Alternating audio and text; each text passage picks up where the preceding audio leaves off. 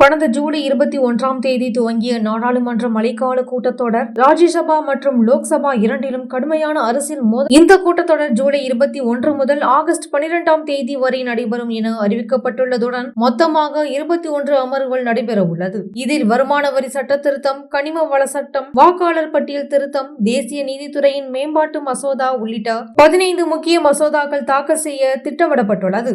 இந்த கூட்டத்தின் ஆரம்ப நாளே பெரும் அமளில் ஏற்பட்டது. கடந்த ஏப்ரல் மாதம் ஜம்மு காஷ்மீரில் பகல்காம் தொகுதியில் ஏற்பட்ட பயங்கரவாத தாக்குதல் மற்றும் அதனைத் தொடர்ந்து இந்திய ராணுவம் மேற்கொண்ட ஆபரேஷன் சிந்தூர் என்ற முக்கிய ராணுவ நடவடிக்கையை பற்றிய விவாதத்தை கேட்டு எதிர்க்கட்சியினர் வலியுறுத்தினர். மேலும் பிரதமர் நேரில் வந்து விளக்கம் அளிக்க வேண்டும் என்ற கோரிக்கையால் சபை 20 நிமிடத்திலேயே மூடப்பட்டது. இதைத் தொடர்ந்து பலமுறை சபை இடைநிறுத்தம் செய்யப்பட்டன. இதனைத் தொடர்ந்து இன்றும் 2ஆம் நாளாக சபை மூடப்பட்டுள்ளது. இந்த நிகழ்வுகளுக்கு ஜூலை 20ஆம் தேதி மத்திய அரசு அனைத்து கட்சி தலைவர்களுடன் ஆலோசனை கூட்டம் நடத்தியது. இதில் 51 கட்சிகளை சேர்ந்த பிரதிநிதிகள் பங்கேற்றனர். இதில் எதிர்க்கட்சி உறுப்பினர்கள் பகல்காம் தாக்குதல், ஆபரேஷன் சிந்தூர் மற்றும் அமெரிக்க முன்னாள் அதிபர் டொனால்ட் ட்ரம்ப் கூறிய இந்தியா பாகிஸ்தான் இடையே இடைநிலையை ஏற்படுத்தினேன் என்ற சர்ச்சைக்குரிய கருத்துக்கள் குறித்து விவாதிக்க வேண்டும் என வலியுறுத்தினர். அந்த சந்திப்பில் மத்திய அரசு எதிர்க்கட்சிகளின் கோரிக்கைகளை கருத்தில் கொண்டு நாடாளுமன்றத்தில் இந்த பிரச்சனைகள் குறித்து விவாதிக்க தயாராக இருப்பதாக தெரிவித்தது. சட்டப்பூர்வமாக பாதுகாப்பு மற்றும் வெளிநாட்டு கொள்கை தொடர்பான விஷயங்களில் முழுமையான விவாதம் நடைபெறும் என்றும் பிரதமர் மற்றும் பாதுகாப்புத்துறை அமைச்சர்கள் உரையாற்றுவார்கள் என்றும் உறுதியளிக்கப்பட்டது.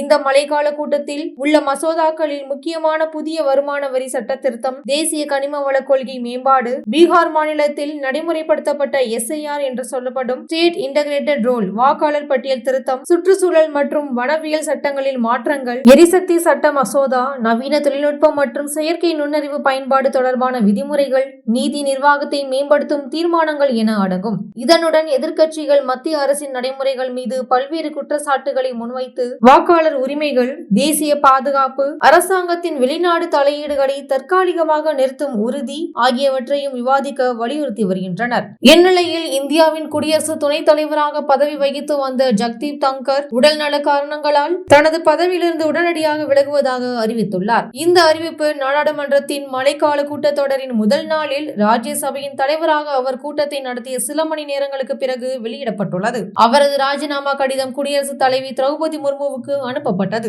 அதில் என் உடல்நிலை மற்றும் மருத்துவ ஆலோசனை காரணமாகவே இந்த முடிவை எடுத்துள்ளேன் என்று குறிப்பிட்டிருந்தார். நாட்டின் உயர் நிர்வாக பொறுப்பில் இருந்த ஒருவராக பதவிக்காலம் முடிவடைய இன்னும் 2 ஆண்டுகள் இருக்கின்ற நிலையில் இவ்வாறு திடீரென விலகுவதாக அறிவித்தது அரசியல் மற்றும் அதிகார வட்டாரங்களில் பெரும் அதிர்ச்சியையும் பரபரப்பையும் ஏற்படுத்தியுள்ளது. சமீபத்தில் மாநிலங்களவையில் நீதிபதி யஷ்வந்த் வர்மா மீது எதிர்க்கட்சி MPக்கள் முன்வைத்த பதவி நீக்கம் தீர்மானத்திற்கு அனுமதி வழங்கப்பட்ட சம்பவம் குறிப்பிடத்தக்கது. அந்த நடவடிக்கை மத்திய அரசின் விருப்பத்திற்கு எதிரானதாக இருந்ததாக கூறப்படுகிறது. இதனையே சிலர் அவரது பதவி விலகுவதின் பின்னணி என கருதுகிறார்கள். காங்கிரஸ் மூத்த தலைவர் ஜெய்ராம் ரமேஷ் உட்பட பலர் தன்கர் பதவி விலகியதற்கான காரணம் சுமூகமானதாக தெரியவில்லை, அரசியல் வகுப்பில் அதற்கு பின்னால் வேறொரு ஆழமான உண்மை இருக்கிறது என சந்தேகம் வெளியிட்டுள்ளனர். உடல்நிலை காரணம் என்ற ஒரே காரணத்தை முன்வைத்து இவ்வளவு முக்கியமான பதவியில் இருந்து விலகுவதே பெரும் சந்தேகத்தை ஏற்படுத்துகிறது. இதனால் இது திட்டமிட்டு மேற்கொள்ளப்பட்ட அரசியல் அழுத்தத்தினால் நிகழ்ந்ததா என்ற கேள்வி எழுகின்றது. இந்நிலையில் அரசியல் அமைப்பின்படி 6 மாதத்திற்குள் புதிய துணை ஜனாதிபதி தேர்ந்தெடுக்கப்பட்ட தேசிய ஜனநாயக கூட்டணியும் ஐக்கிய எதிர்க்கட்சிகளும் இந்த நிலையை தங்களது கட்டுப்பாடுக்கு கொண்டுவர பலவித வேலை திட்டங்களை வகுக்க தொடங்கியுள்ளனர். மழைக்கால கூட்டத்தொடர் நடப்பதற்கான நோக்கம் நாடு எதிர்கொள்ளும் முக்கிய பிரச்சனைகளை குறித்து திறந்த உரையாடல் நடத்துவது மட்டுமல்ல, மக்களின் நலனுக்காக ஜனநாயக கட்டமைப்பை வலுப்படுத்தும் வகையில் அனைத்து கட்சிகளும் ஒருங்கிணைந்து செயல்பட வேண்டும் என்பதை இந்த மழைக்கால கூட்டத்தொடர் மக்கள் எதிர்பார்ப்பு மிக்க பாதுகாப்பு, வளர்ச்சி மற்றும் ஊடுருவல் இல்லாத நிர்வாகத்தை நோக்கி செல்வதற்கான முக்கிய கட்டமாக பார்க்கப்படுகிறது. மழைக்கால நாடாளுமன்ற கூட்டத்தொடர் ஆரம்ப நாளிலேயே கடும் அரசியல் மோதல்களுடன் தொடங்கியதும் துணை ஜனாதிபதி ஜக்தீப் தங்கரின் திடீர் ராஜினாமாவும் இந்திய அரசியலில் எதிர்பாராத திருப்பங்களை ஏற்படுத்தியுள்ளன.